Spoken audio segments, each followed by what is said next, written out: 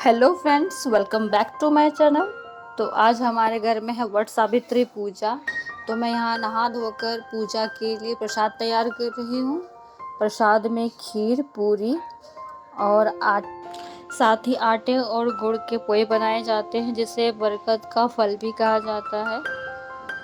साथ ही फूले हुए भिगोए हुए चने का इस्तेमाल होता है। इसके अलावा फल फ्रूट्स वगैरह भी होता है। तो प्रसाद में यही बनता है। तो यहाँ पर मैं अपने पैर में आलता लगा रही हूँ।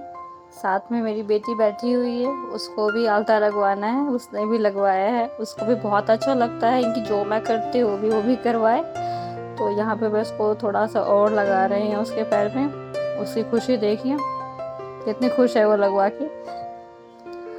बहुत इंजॉय करती है वो नटखट। यहाँ हम दोनों के पैरों पे रंग लग चुका है। तो यहाँ मैं पूजा के लिए तैयार हो चुकी हूँ। मैंने साड़ी और ज्वेलरी वगैरह सब डाल लिया है। बहुत ही सिंपल तरीके से ही तैयार हुई हूँ। ज़्यादा मैंने मेकअप नहीं किया है, थोड़ा बहुत ही तैयार हुई हूँ मैं। तो यहाँ मैंने साड़ी डाली है, साथ में हाथ में चूड़ी डाली है और गले में थोड़ा बहुत हल्का फुल्का ज्वेलरी डाला है। ज़्यादा नहीं किया है क्योंकि घर में ही पूजा करना था, बाहर नहीं जाना था, इसीलिए ज़्यादा तैयार नहीं हुई। तो यहाँ मैं पूजा की तैयारी कर रही हूँ। चौकी बिठाया है और पूजा का सब सामान लगा रही हूँ।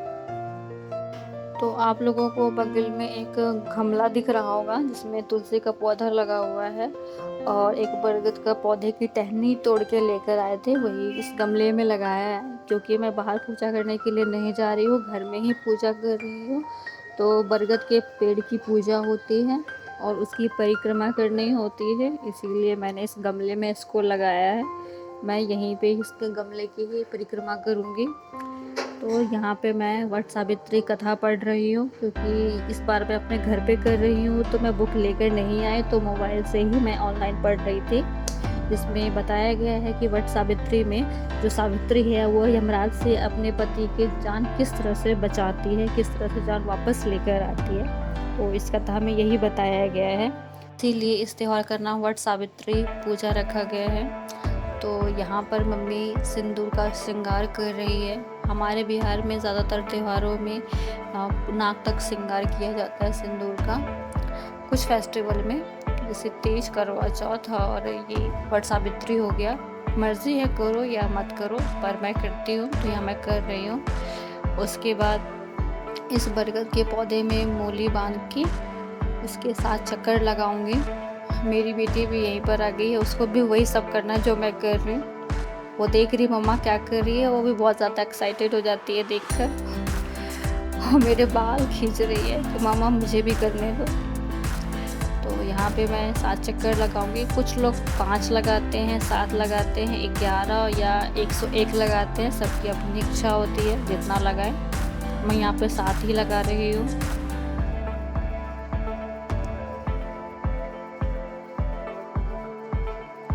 तो इस तरह से मेरी पूजा जो है घर में ही कंप्लीट हो गई है। तो इस पंखे से बरगद के पौधे की हवा की जाती है।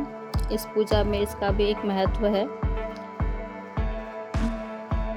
मेरी बेटी फिर से आ गई है पूजा करने के लिए, उसको भी पंखा हिलाना है, उसको भी हवा करनी थी। इसके बाद बरगद के पौधे से गले मिला जाता है, तो मैं भी यहाँ मिल रही हूँ। देखिए कब मेरी बाबू भी मिलेगी, वो भी कर रही है, मेरी बहन से करवा रही है।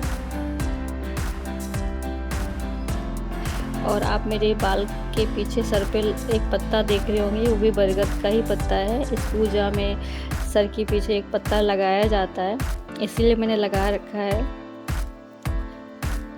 अब आरती का टाइम हो चुका है, आरती हो रही है। बस लगभग पूजा जो है ख़त्म ही होने वाली है, मेरी पूजा ख़त्म हो रही है।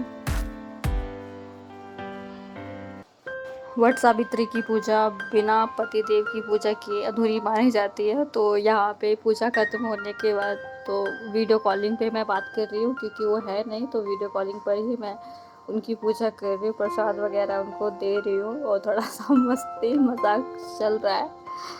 वहाँ पे मैं खाना वाना उनको दिखा रही हूँ कि मैंने क्या क्या खाना बनाया है, प्रसाद दे रही हूँ कि खाइए आप भी। तो यहाँ पे मैं उनको अपनी मेहंदी दिखा रही हूँ, आप भी देखिए, क्योंकि मैं ये शूट नहीं कर पाई थी। तो वहाँ पे देखिए वो मेरे बाल में लगे पत्ते को देख के हंस रहे हैं। सो यहाँ मेरी पूजा खत्म हो चुकी है, तो अब मैं कपड़े चेंज करके खाना वाना खा लूँगी, क्योंकि मैं फास्ट नहीं रखती हूँ, मैं सिर्फ पूजा ही इसमें करती हूँ।